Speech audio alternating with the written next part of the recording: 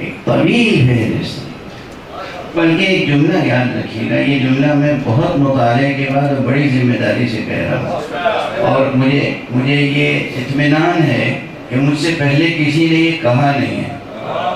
کبھی کوئی شیعیت کی تاریخ آپ سے پوچھے تو آپ اطمینان سے کہہ دیجئے کہ پیغمبر کے جتنے اصحاب تھے منافقین کو چھوڑ کے سب شیعہ تھے۔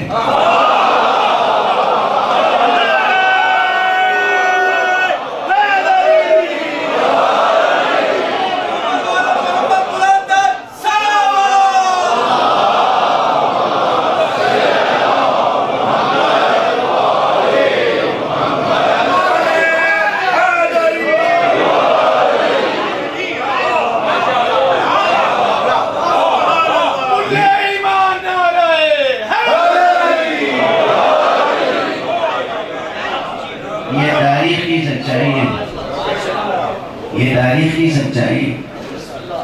آپ علماء اہل سنت کی کتابیں دیکھیں، آپ بخاری دیکھیں، مسلم دیکھیں، ترمذی دیکھیں، مسند احمد بن حنبل دیکھیں بطور خاص،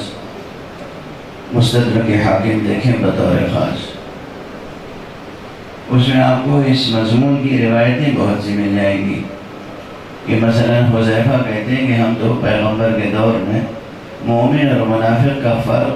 علی کے حوالے سے کرتے ہیں۔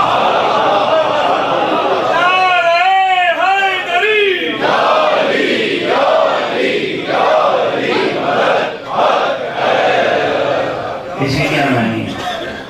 پوچھئے علماء اہل سنت سے، پوچھئے بزرگان اہل سنت، محدثین، یہ حدیثیں ہیں یا نہیں ہیں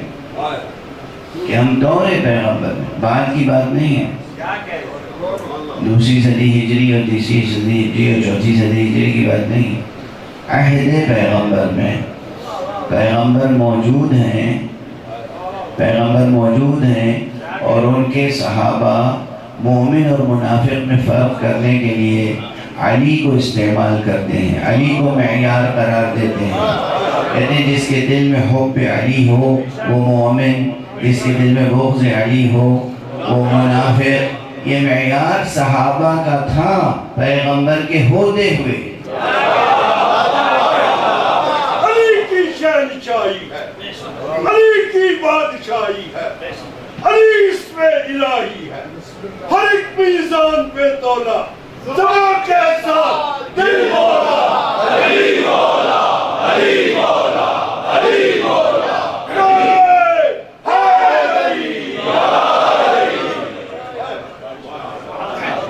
غور طلب بات یہ ہے کہ پیغمبر کے ہوتے ہوئے، پیغمبر کے محضر میں، حضور پیغمبر میں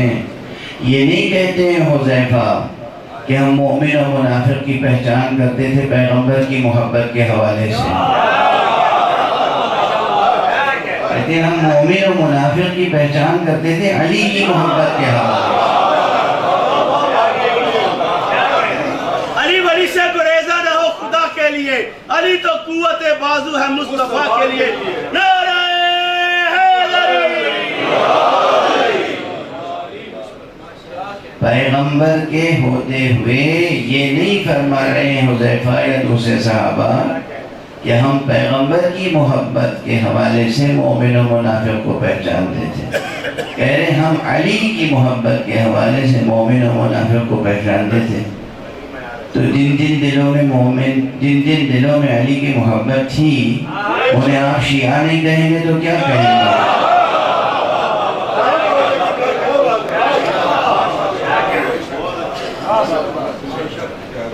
گے؟ تو شیعیت کی تاریخ اگر لکھی جائے گی تو اس وقت سے لکھی جائے گی۔ جتنے اصحاب پیغمبر تھے سب شیعہ تھے، منافقین کو چھوڑ کر۔ اور اسی لیے میں بار بار کہتا ہوں کہ یہ فرقہ وارانہ انداز میں سوچنا چھوڑ دیں۔